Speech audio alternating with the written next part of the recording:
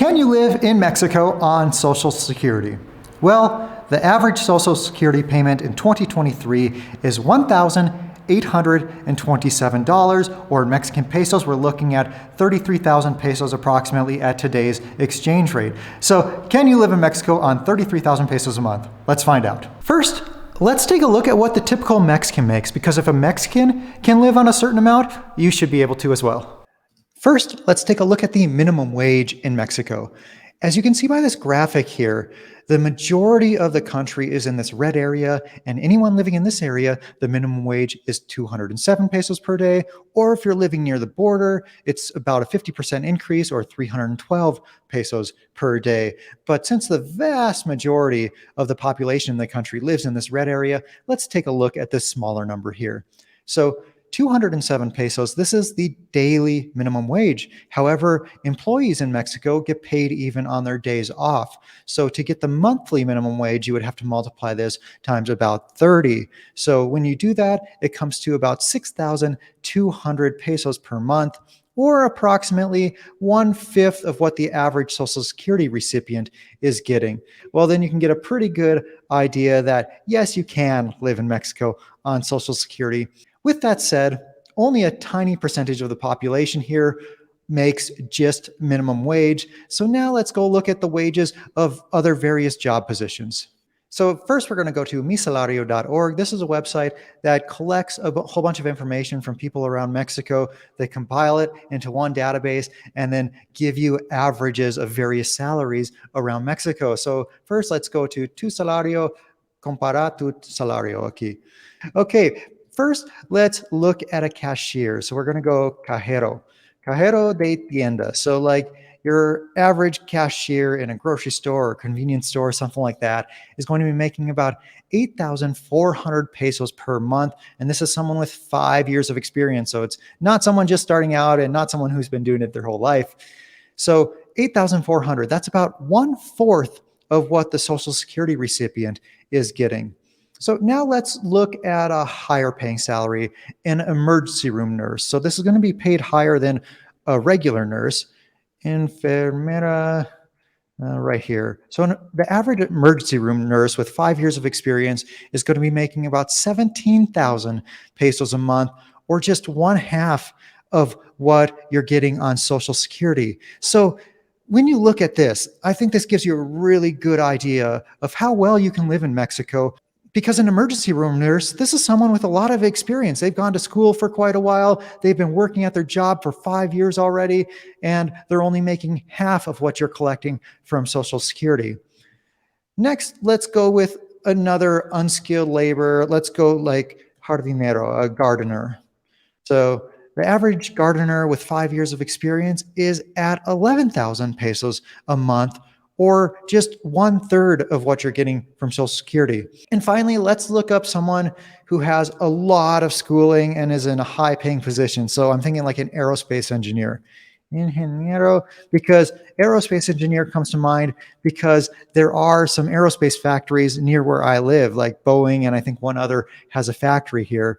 And that person with 5 years of experience is making on average 39,000 pesos a month. So finally, we have someone who's making more than the Social Security recipient from the United States. However, let's say you're a couple and you're both getting Social Security, well, then you're making significantly more than the aerospace engineer. It's like, obviously, yes, you can live here on Social Security. However, depending on where you're living and depending on what comforts you expect in your life, well, then you might be living a life where you're barely scraping by, or you might be living like a king. So next, I would like to show you a city where you're going to live like a king and one where you might just be scraping by. First, let's look at the city where you might be struggling to live on Social Security, and that is Cabo San Lucas at the tip of the Baja Peninsula.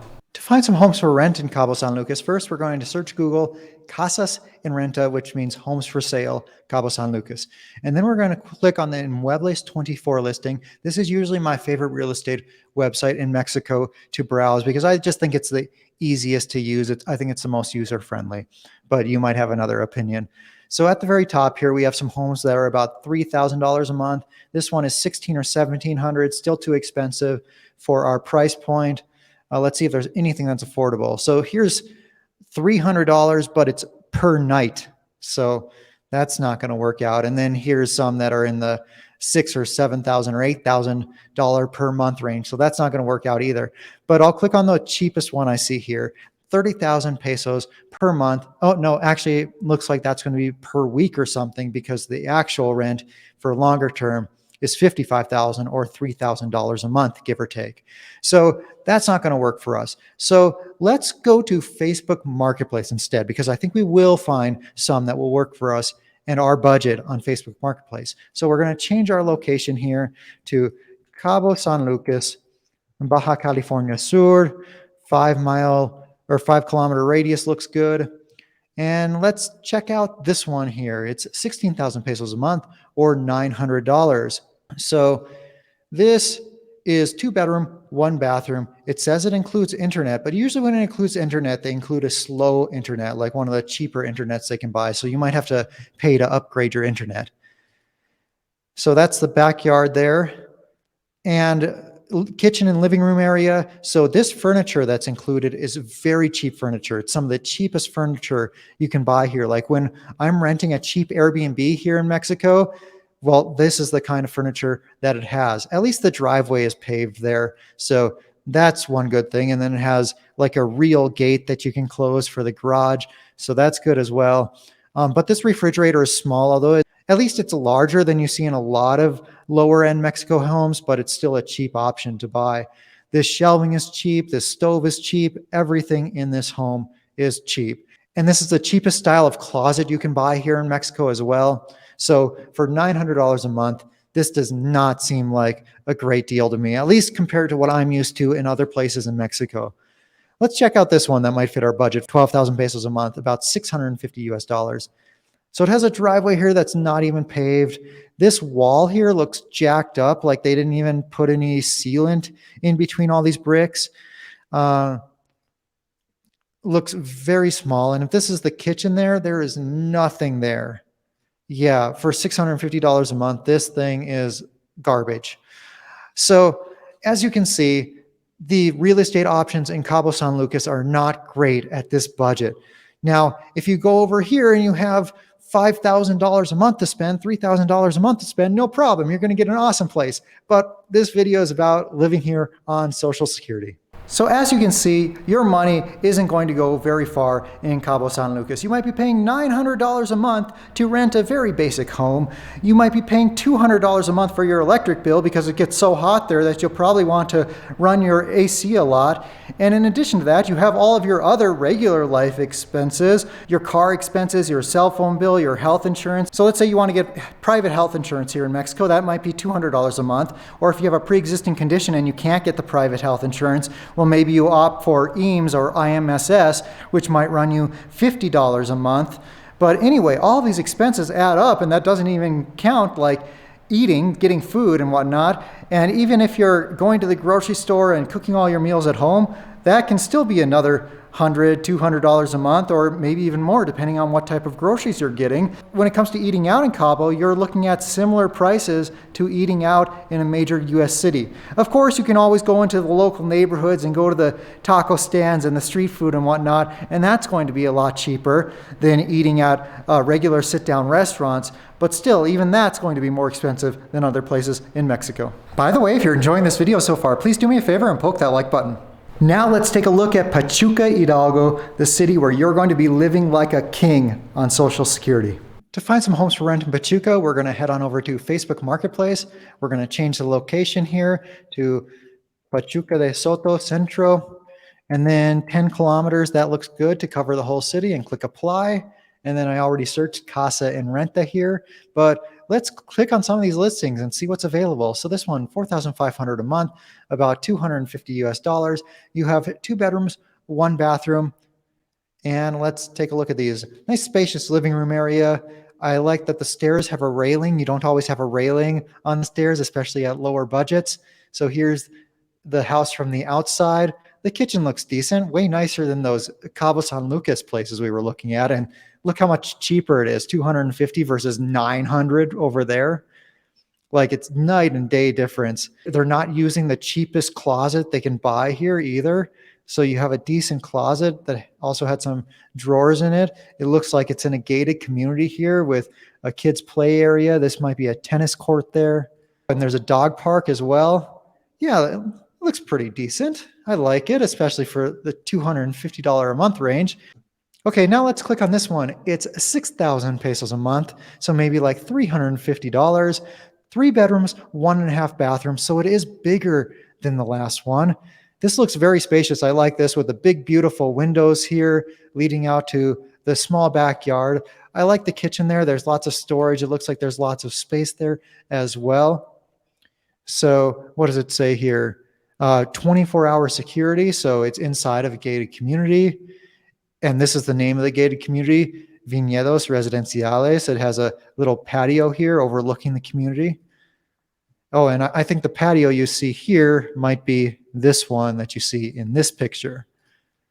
Yeah, it looks nice. I mean, for about $350 a month, I could definitely see myself living here. And at $350, when you're on a Social Security income of like $1,800, that still leaves you almost $1,500 a month to spend on other things in your life or to save for a rainy day.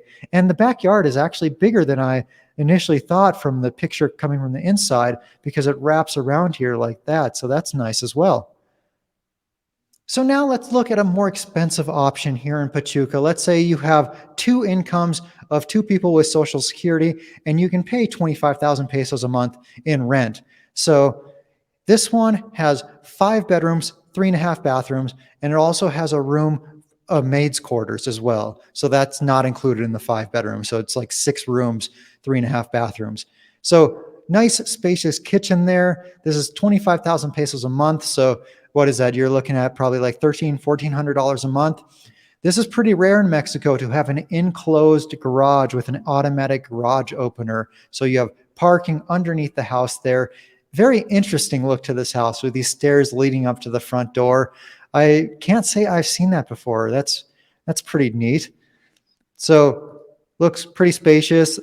They're not using the cheapest tiles in here. I can tell that already, although the blinds here are some of the cheaper kinds you can buy. I don't love the black closets.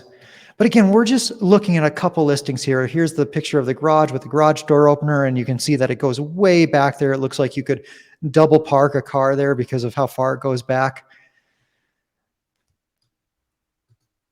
I don't hate it. But I mean, we're just looking very quickly here. So obviously, if you search longer, you would find some awesome options available in Pachuca. Your money is going to go so far here.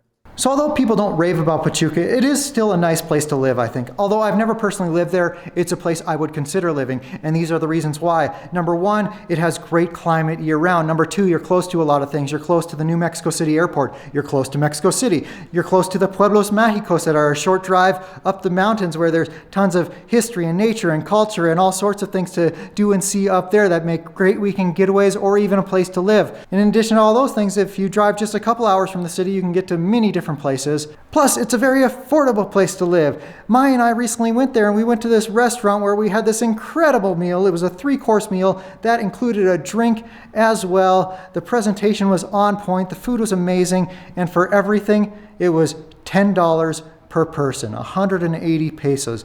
So living there on Social Security, you could eat out every single day. You could live in a really nice home and live a high quality of life on your monthly Social Security payment. So I can't really make a video about what it takes to move to Mexico without talking about residency. Well, I recently interviewed someone on the channel in this video right here, and he moved to Mexico with just $1,500 to his name. So in addition to telling you about how he did it, we also talk about how someone like you can get legal residency in Mexico.